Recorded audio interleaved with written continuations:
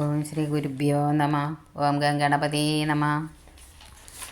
ഓം സംസരസ്വതീ നമ. ഓം നമോ ഭഗവതേ വാസുദേവായ. ഓം ശ്രീകൃഷ്ണ പരമാത്മനേ നമ. ഗീതോപദേശം യോഗ സാധന. ഭഗവാൻ പറയുന്നു, അർജുന, കർമ്മഫലത്തെ ആശ്രയിക്കാതെ അവശ്യം കർത്തവ്യമായിട്ടുള്ള നിത്യ നൈമിത്തിക കർമ്മങ്ങളെ അനുഷ്ഠിക്കുന്നവൻ സന്യാസിയാണ്, യോഗിയുമാണ്. കർമ്മഫലത്തെ ത്യജിക്കുന്നതിനാൽ സന്യാസിയും കർമ്മയോഗം കൊണ്ട് മനസ്സ് ശുദ്ധമായി തീർന്ന് ആത്മാവിൽ ദൃഢമായി ഉറയ്ക്കുമെന്നതിനാൽ അദ്ദേഹം യോഗിയുമാണ്. അതായത് മനസ്സ് ആത്മാവിൽ ഉറയ്ക്കൽ തന്നെ യോഗം. കർമ്മത്തിൻ്റെ അംഗമായ അഗ്നിയെയും തപസ്, ദാനം മുതലായ കർമ്മങ്ങളെയും ഉപേക്ഷിച്ചവൻ മാത്രമേ സന്യാസിയും യോഗിയുമായിത്തീരൂ എന്നില്ല. സന്യാസമെന്ന് പറയുന്നത് തന്നെ യോഗമെന്ന് ബോധിച്ചാലും സന്യാസി എല്ലാവിധ കർമ്മങ്ങളെയും ഉപേക്ഷിക്കുന്നു. കർമ്മയോഗി കർമ്മഫലത്തെ ഉപേക്ഷിക്കുന്നു. കർമ്മങ്ങളെ നിശേഷം ഉപേക്ഷിച്ച സന്യാസിക്ക് കിട്ടുന്ന അതേ ചിത്തവിശ്രാന്തി കർമ്മഫലത്തെ ത്യജിച്ച് കർമ്മയോഗം അനുഷ്ഠിക്കുന്ന സാധകനും കിട്ടുന്നു. കർമ്മസന്യാസവും കർമ്മയോഗവും ചിത്തവിക്ഷേപത്തെ ഇല്ലാതാക്കുന്നതിൽ തുല്യബലത്തോടു കൂടിയവയാണ്. സങ്കല്പങ്ങളെ നിശേഷം സന്യാസി അതിനെ നിശേഷം ഉപേക്ഷിക്കാത്തവൻ ഒരിക്കലും യോഗിയായി തീരില്ല. സങ്കല്പമാകുന്ന മനസ്സ് മാത്രമേ ആത്മാവിൽ അടങ്ങുകയുള്ളൂ. അതായത് താൻ ആത്മാവാണെന്നുള്ള ബോധം കൊണ്ട് മനസ്സ് ആത്മാവിൽ സ്വാഭാവികമായി അടങ്ങുന്നത് ജ്ഞാനവും നിഷ്കാമ കർമ്മം കൊണ്ട് ശുദ്ധമായി തീർന്ന മനസ്സിനെ ആത്മാവിൽ അടക്കാനുള്ള പ്രയത്നം യോഗവുമാണ്. ജ്ഞാനയോഗത്തിൽ എത്തിച്ചേരാൻ ആഗ്രഹിക്കുന്ന സാധകൻ ആദ്യം കർമ്മയോഗമാണ് അനുഷ്ഠിക്കേണ്ടത്. ജ്ഞാനയോഗത്തിൽ എത്തിച്ചേർന്ന് കഴിഞ്ഞാൽ അതേ സാധകൻ തന്നെ പിന്നീട് സർവകർമ്മ നിവൃത്തിയാകുന്ന അതായത് മനസ്സിനെ ശമമാണ് അഭ്യസിക്കേണ്ടത്. ജ്ഞാനമുണ്ടാവുന്നത് വരെ കർമ്മയോഗം ആചരിക്കുക തന്നെ വേണം. ജ്ഞാനമുണ്ടായാൽ പിന്നെ മനസ്സിനെ ആത്മാവിൽ നിശ്ചലമാക്കി ഉറപ്പിക്കാനാണ് ശ്രമിക്കേണ്ടത്. ജ്ഞാനേന്ദ്രിയങ്ങളുടെ വിഷയങ്ങളായ ശബ്ദ, സ്പർശ, രൂപ, രസഗന്ധങ്ങളിലും കർമ്മേന്ദ്രിയങ്ങളുടെ വിഷയങ്ങളായ സംസാരിക്കൽ, എടുക്കൽ, നടക്കൽ, വിസർജിക്കൽ, ആനന്ദിക്കൽ എന്നിവയിലും തീരെ ആസക്തിയില്ലാത്തവനായിത്തീർന്ന് അവയെപ്പറ്റിയുള്ള സകല സങ്കല്പങ്ങളെയും ത്യജിച്ചവനെയാണ് യോഗാരൂഢൻ എന്ന് പറയുന്നത്. ജ്ഞാനേന്ദ്രിയ വിഷയങ്ങളിലും കർമ്മേന്ദ്രിയ വിഷയങ്ങളിലും ആസക്തിയില്ലാതായാൽ രണ്ട് വിധ ഇന്ദ്രിയങ്ങളും അടങ്ങും. ജ്ഞാനേന്ദ്രിയങ്ങളിലൂടെയുള്ള വിഷയാനുഭവവും കർമ്മേന്ദ്രിയങ്ങളെ കൊണ്ട് ചെയ്യാവുന്ന പ്രവൃത്തികളുമാണ് വാസനകളായിത്തീരുന്നത്. ജ്ഞാനേന്ദ്രിയങ്ങളും കർമ്മേന്ദ്രിയങ്ങളും അടങ്ങിയാൽ പുതിയ കർമ്മവാസനകൾ മനസ്സിലേക്ക് വരാതാവും. എങ്കിലും സ്വതേയുള്ള വാസനകൾ മനസ്സിൽ പലവിധ സങ്കല്പങ്ങളായി വികസിച്ച് കൊണ്ടിരിക്കും. കർമ്മഫലങ്ങളാകുന്ന ഭോഗത്തിൽ വിരക്തനായി തീർന്നാൽ എല്ലാവിധ സങ്കല്പങ്ങളെയും ഉപേക്ഷിക്കാൻ കഴിയും. സങ്കല്പങ്ങളാകുന്ന മനസ്സ് അന്തർമുഖവും ആത്മാവിൽ നിഷ്ഠയുള്ളതുമായി തീരും. അത് തന്നെയാണ് യോഗാരൂഢത്വം. സംസാരത്തിൽ മുഴുകിക്കിടക്കുന്ന ഓരോരുത്തരും പരിശ്രമിച്ച് സ്വയം ഉദ്ധരിക്കണം. ഒരിക്കലും തന്നെ, അതായത് താനായ ജീവനെ അധപ്പതിപ്പിക്കരുത്. വിഷയങ്ങളിലുള്ള ആസക്തിയാൽ മനസ്സ് ബഹിർമുഖമായി തീരുന്നത് തന്നെ അധപ്പതനം. മനസ്സിനെ ശബ്ദാദി വിഷയങ്ങളിൽ നിന്ന് നിവർത്തിപ്പിക്കാൻ ശ്രമിക്കുന്ന സാധകന് താൻ തന്നെയാണ് ബന്ധു. വിഷയചിന്തകളിലും വിഷയാനുഭവങ്ങളിലും മുഴുകി ജീവിക്കുന്നവൻ തനിക്ക് തന്നെ ശത്രുവായിത്തീരുന്നു. ദേഹം, ഇന്ദ്രിയങ്ങൾ, പ്രാണൻ, മനസ്സ് എന്നിവയെ സ്വാധീനത്തിൽ നിർത്താൻ കഴിഞ്ഞാൽ താൻ തന്നെ തനിക്ക് ബന്ധുവായിത്തീരും. അനാത്മവസ്തുക്കളിൽ ആസക്തനായി ജീവിക്കുന്നവന് താൻ തന്നെ ശത്രുവിനെ പോലെ അപകാരിയുമായി തീരുന്നു. മനസ്സിനെ അടക്കിയവനും കാമക്രോധാദി വികാരങ്ങളെ ജയിച്ചതിനാൽ ശാന്തനുമായ സാധകൻ തണുപ്പിലും ചൂടിലും സുഖത്തിലും ദുഃഖത്തിലും മറ്റുള്ളവർ തന്നെ ബഹുമാനിക്കുകയോ അപമാനിക്കുകയോ ചെയ്യുമ്പോഴും ഏത് പരിതസ്ഥിതിയിലും പരമാത്മതത്വം തന്നിൽ താനായി അനുഭവപ്പെട്ടുകൊണ്ടിരിക്കും.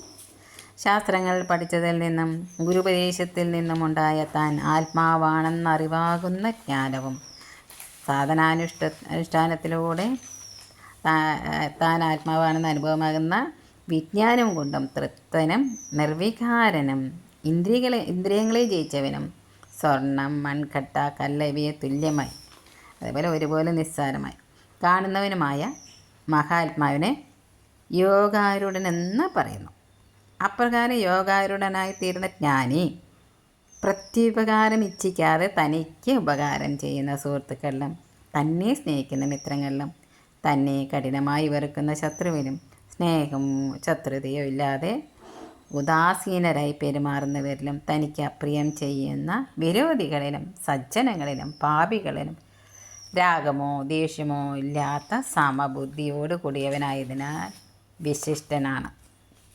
ശരീരം, ഇന്ദ്രിയങ്ങൾ, മനസ്സ് എന്നിവയെ വശപ്പെടുത്തിയവനും യാതൊരു ആഗ്രഹമില്ലാത്തവനും യാതൊന്നിനെയും സ്വീകരിക്കാത്തവനുമായ യോഗി ഏകാന്തത്തിലിരുന്ന് എപ്പോഴും മനസ്സിനെ ആത്മാവിൽ അടക്കാൻ പരിശ്രമിച്ചു കൊണ്ടിരിക്കണം.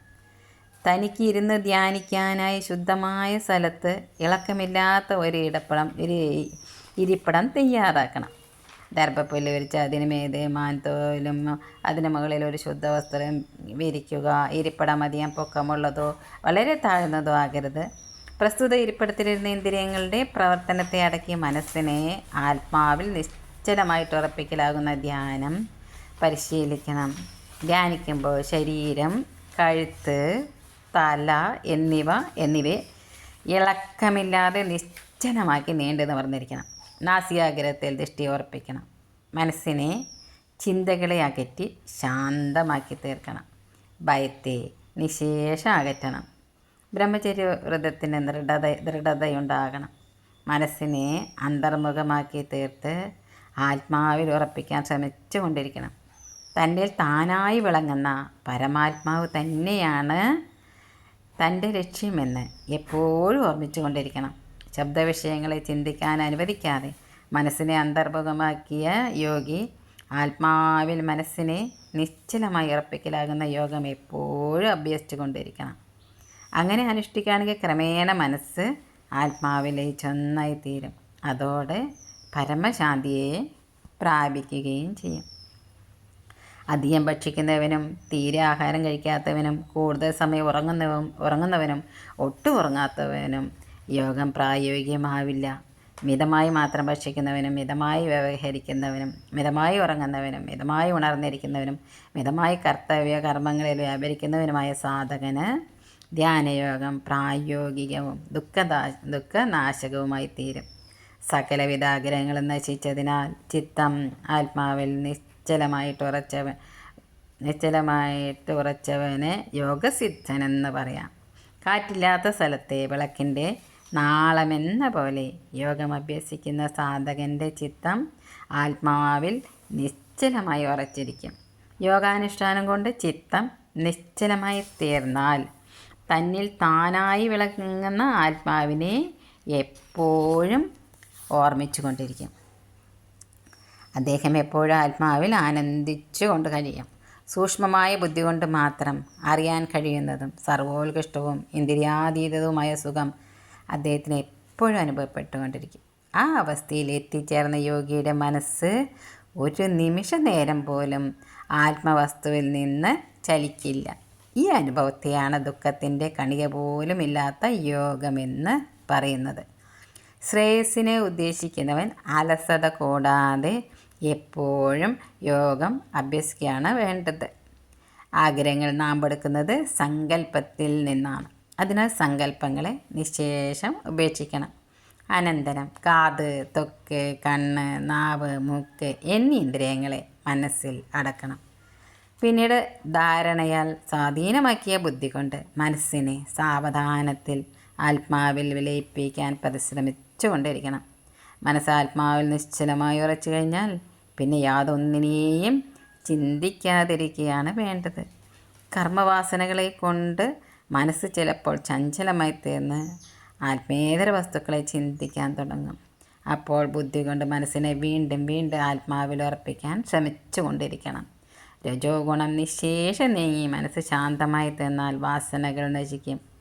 അങ്ങനെ പാപരഹിതനും ബ്രഹ്മജ്ഞാനത്താൽ ബ്രഹ്മം തന്നെ ആയി തീർന്നവനുമായ യോഗി അത്യുത്കൃഷ്ടമായ സമാധി സുഖം എപ്പോഴും അനുഭവിച്ചുകൊണ്ടിരിക്കും. മനസ്സ് ആത്മാവിൽ ഉറച്ച സകലവിധ പാപങ്ങളും നശിക്കും. അദ്ദേഹത്തിൻ്റെ മനസ്സിൽ താൻ ബ്രഹ്മമാണെന്ന ബോധത്തിൽ നിന്നുണ്ടായ പരമാനന്ദം എപ്പോഴും അനുഭവപ്പെട്ടുകൊണ്ടിരിക്കും. യോഗാനുഷ്ഠാനം കൊണ്ട് മനസ്സ് ആത്മാവിലടങ്ങിയ യോഗി എല്ലാ ജീവജാലങ്ങളും ആത്മാവായ തന്നെയും സകല ജീവജാലങ്ങളെയും ആത്മാവായ തന്നിലും എപ്പോഴും കണ്ടുകൊണ്ടിരിക്കും. അതിനാൽ എല്ലാത്തിനെയും സമമായി, അതായത് ആഭരണങ്ങളെ സ്വർണ്ണമായി കാണുന്നത് പോലെ എല്ലാ ജീവജാലങ്ങളെയും ബ്രഹ്മമായി കാണാൻ തുടങ്ങും. എല്ലാത്തിലും ആത്മാവിനെയും എല്ലാത്തെയും ആത്മാവിലും കണ്ടുകൊണ്ടിരിക്കുന്ന മഹാത്മാവിന് ഈശ്വരനായ ഞാൻ ഒരിക്കലും അദർശനായി തീരുകയില്ല. എനിക്ക് അദ്ദേഹവും ഒരിക്കലും അദർശനായി തീരുന്നില്ല. ജ്ഞാനി എല്ലാത്തിലും ഏകത്വത്തെ ദർശിക്കുന്നത് കൊണ്ട് തന്നിൽ നിന്ന് അന്യമായി മറ്റൊന്നിനെയും കാണുന്നില്ല. അതിനാൽ അദ്ദേഹത്തിന് ഈശ്വരനായ ഞാനും എനിക്ക് അദ്ദേഹവും ഒരിക്കലും പരോക്ഷമായി തീരുന്നില്ല. എല്ലാത്തിലും ആത്മാവായി വിളങ്ങുന്ന പരബ്രഹ്മ സ്വരൂപിയായി എന്നെ അഭേദേന, അതായത് തന്നിൽ നിന്ന് അന്യമല്ലാത്തതായി ഭജിച്ചു കൊണ്ടിരിക്കുന്ന യോഗി എങ്ങനെ ജീവിച്ചാലും, അതായത് ധ്യാനനിഷ്ഠയിലോ കർമാചരണത്തിലോ വ്യാപരിച്ചാലും അദ്ദേഹം പരമാത്മാവായി എന്നിൽ തന്നെ സ്ഥിതി ചെയ്യുന്നു. എല്ലാവരുടെയും സുഖദുഃഖങ്ങളെ തൻ്റേതുപോലെ വിചാരിക്കുന്ന യോഗിയാണ് ഏറ്റവും ശ്രേഷ്ഠനായി പറയപ്പെടുന്നത്. മറ്റുള്ളവരുടെ സുഖദുഃഖങ്ങളെ തൻ്റേതുപോലെ കാണുന്ന യോഗി ഒരിക്കലും മറ്റുള്ളവർക്ക് ദുഃഖമുണ്ടാകുന്ന പ്രവൃത്തികൾ ചെയ്യില്ല. എല്ലാവർക്കും സുഖകരമായവയെ ചെയ്തുകൊണ്ടിരിക്കുകയും ചെയ്യും. ഉപദേശം ശ്രദ്ധയോടെ കേട്ടുകൊണ്ടിരുന്ന അർജുനൻ ചോദിച്ചു, ഭഗവാനേ, മനസ്സ് അത്യന്തം ചഞ്ചലമായതുകൊണ്ട് അവിടുന്ന് ഉപദേശിക്കുന്ന യോഗം, അതായത് മനസ്സിനെ ആത്മാവിൽ അടക്കൽ പ്രായോഗികമാകുമെന്ന് എനിക്ക് തോന്നുന്നില്ല. മനസ്സ് എപ്പോഴും ചലിച്ചു കൊണ്ടിരിക്കുന്നതും അതീവ പ്രബലവുമാണ്. വായുവിനെ നിയന്ത്രിക്കാൻ ശ്രമിക്കുന്നത് പോലെ മനസ്സിൻ്റെ നിഗ്രഹം ദുഷ്കരമായി തോന്നുന്നുവല്ലോ. അതിനാൽ മനസ്സടക്കിക്കൊണ്ട് അഭ്യസിക്കേണ്ടുന്ന ഈ യോഗം എങ്ങനെയാണ് അനുഷ്ഠിക്കുക? സദയം പറഞ്ഞു തന്നാലും. ഭഗവാൻ മറുപടി പറഞ്ഞു, പരാക്രമശാലിയായ അർജുന, നീ പറഞ്ഞത് അക്ഷരമ്പതി ശരിയാണ്. അടക്കാൻ അത്യധികം പ്രയാസമുള്ളതും സദാ ചഞ്ചലവുമാണ് മനസ്സ്. തീവ്ര വൈരാഗ്യം കൊണ്ട് മനസ്സിനെ ആത്മാവിലടക്കാനുള്ള നിരന്തര പരിശ്രമമാകുന്ന അഭ്യാസം കൊണ്ട് ക്രമേണ മനസ്സ് ശബ്ദമായി അടങ്ങും. അതായത് ശബ്ദസ്പർശ രൂപരസഗന്ധങ്ങളെ തീരെ ആശയില്ലാതായി തീരലാണ് വൈരാഗ്യം. വൈരാഗ്യം കൊണ്ട് ഇന്ദ്രിയങ്ങളെയും വീണ്ടും വീണ്ടുമുള്ള പ്രയത്നമാകുന്ന അഭ്യാസം കൊണ്ട് മനസ്സിനെയും അടക്കാത്തവന് യോഗാപ്രാപ്യമാണ്. മനസ്സിനെ അടക്കിയവന് നിഷ്പ്രയാസം അനുഷ്ഠിക്കാവുന്നതാണ് എന്നാണ് എൻ്റെ അഭിപ്രായം. അർജുനൻ മറ്റൊരു സംശയം ചോദിക്കുന്നു, ഭഗവാനേ, ആദ്യം കുറേ കാലം ശ്രദ്ധയോടെ യോഗ അഭ്യസിച്ചു. പിന്നീട് ചില കാരണങ്ങളെ തുടർന്ന് അഭ്യസിക്കാൻ കഴിഞ്ഞില്ല. അതിനാൽ യോഗം കൊണ്ട് സാധിക്കുന്ന ബ്രഹ്മസാക്ഷാത്കാരം കിട്ടിയില്ല. അപ്രകാരമുള്ള യോഗി മരിച്ചാൽ അദ്ദേഹത്തിൻ്റെ ഗതി എന്തായിത്തീരും? കർമ്മങ്ങളെയെല്ലാം ഉപേക്ഷിച്ചിട്ടാണല്ലോ യോഗ അഭ്യസിക്കാൻ തുടങ്ങിയത്. അതിനാൽ വൈദിക കർമ്മങ്ങളുടെ ബലമായ സ്വർഗാദി ലോകങ്ങൾ കിട്ടില്ല. യോഗം പൂർണ്ണമാവാത്തതിനാൽ മോക്ഷവും സാധിക്കില്ല. ഇങ്ങനെ കർമ്മത്തിൽ നിന്നും ജ്ഞാനത്തിൽ നിന്നും ഭ്രഷ്ടനായ അദ്ദേഹം ആകാശത്തിൽ ചിന്നിച്ചെറിയ മേഘം പോലെ നശിക്കില്ലേ? ഇതാണ് എൻ്റെ പ്രബലമായ സംശയം. അവിടുന്ന് അല്ലാതെ ഈ സംശയം തീർത്തു തരാൻ ആരുമില്ല. അതിനാൽ എൻ്റെ ഈ സംശയത്തിന് മറുപടി പറഞ്ഞു തന്ന് അനുഗ്രഹിക്കണേ. ഭഗവാൻ ശ്രീകൃഷ്ണൻ അരുളി ചെയ്തു, അർജുന, പ്രസ്തുത യോഗിക്ക് ഇഹത്തിലും പരത്തിലും ഒരുവിധ നാശവും സംഭവിക്കില്ല. നല്ലത് ചെയ്യുന്നവന് ഒരിക്കലും ദുർഗതി ഉണ്ടാവില്ല. യോഗഭ്രഷ്ടനായ അദ്ദേഹം മരണാനന്തരം പുണ്യകർമ്മങ്ങൾ ചെയ്ത സുഹൃതികളുടെ ലോകത്തിൽ ചെന്ന് കുറച്ചു കാലം സുഖം അനുഭവിക്കും. അതിനുശേഷം ധനികരും ശുദ്ധരുമായ സജ്ജനങ്ങളുടെ ഗ്രഹത്തിൽ വന്ന് ജനിക്കും. യോഗത്തിൽ വളരെയധികം പുരോഗമിച്ചതിന് ശേഷമാണ് മരിക്കുന്നതെങ്കിൽ അദ്ദേഹം യോഗികളുടെ കുലത്തിൽ ചെന്ന് ജനിക്കുന്നു. പക്ഷേ ഈ മാതിരി ജന്മം, അതായത് യോഗികളുടെ കുലത്തിലുള്ള ജനനം അത്യന്തം ദുർബലമാണ്. ഈ രണ്ടുവിധ ജന്മങ്ങളിലും പൂർവ്വജന്മത്തിലെ സംസ്കാരം വികസിക്കുകയും യോഗത്തിൻ്റെ പൂർണ്ണതയ്ക്കായി പരിശ്രമിക്കുകയും ചെയ്യും. കഴിഞ്ഞ ജന്മത്തിലെ യോഗവാസന അദ്ദേഹത്തെ അനുഷ്ഠാനത്തിലൂടെ പൂർണ്ണത പ്രാപിക്കാനായി ബലാൽ പ്രേരിപ്പിച്ചുകൊണ്ടിരിക്കും. പൂർവ്വജന്മത്തിൽ ആത്മതത്വത്തെ അറിയാൻ ആഗ്രഹിച്ചിരുന്ന ഒരു ജിജ്ഞാസുവാണെങ്കിൽ പോലും ഈ ജന്മത്തിൽ അദ്ദേഹം വേദോക്ത കർമ്മഫലങ്ങളിലുള്ള ആഗ്രഹത്തിന് അതീതനായിത്തീരുന്നു. വീണ്ടും തീവ്രതയോടെ യോഗത്തിൽ പ്രവർത്തിച്ചുകൊണ്ടിരിക്കുന്ന ആ സാധകൻ സകലവിധ പാപങ്ങളും നശിച്ച് അനേകം ജന്മങ്ങളെ കൊണ്ടാണെങ്കിൽ പോലും ജ്ഞാനം പൂർണ്ണമായി തീർന്ന് പരമഗതിയാകുന്ന മോക്ഷത്തെ പ്രാപിക്കും. മനസ്സിനെ നിരന്തരം ആത്മാവിൽ ഉറപ്പിച്ചുകൊണ്ട് ജീവിക്കുന്ന യോഗി തപസ്സികളേക്കാൾ ശ്രേഷ്ഠനാണ്. ആധ്യാത്മിക ശാസ്ത്രങ്ങളെല്ലാം പഠിച്ച് താൻ ആത്മാവാണെന്ന് അറിഞ്ഞ പരോക്ഷശാനികളേക്കാൾ ശ്രേഷ്ഠനാണ്. വൈദികങ്ങളും പരോപകാരപ്രദങ്ങളുമായ കർമ്മങ്ങൾ അനുഷ്ഠിക്കുന്നവരേക്കാൾ ശ്രേഷ്ഠനാണ്. അതിനാൽ അർജുന, നീ യോഗിയായി തീർന്നാലും പരമാത്മാവായി എന്നിൽ ഉറച്ച മനസ്സോടുകൂടിയവനായി എപ്പോഴും ശ്രദ്ധയോടെ എന്നെ ഭജിച്ചുകൊണ്ട് കഴിയുന്നവനാണ് എല്ലാ യോഗികളിലും വെച്ച് അത്യുത്കൃഷ്ടൻ എന്നാണ് എൻ്റെ അഭിപ്രായം. സർവത്ര ഗോവിന്ദനാമ സങ്കീർത്തനം.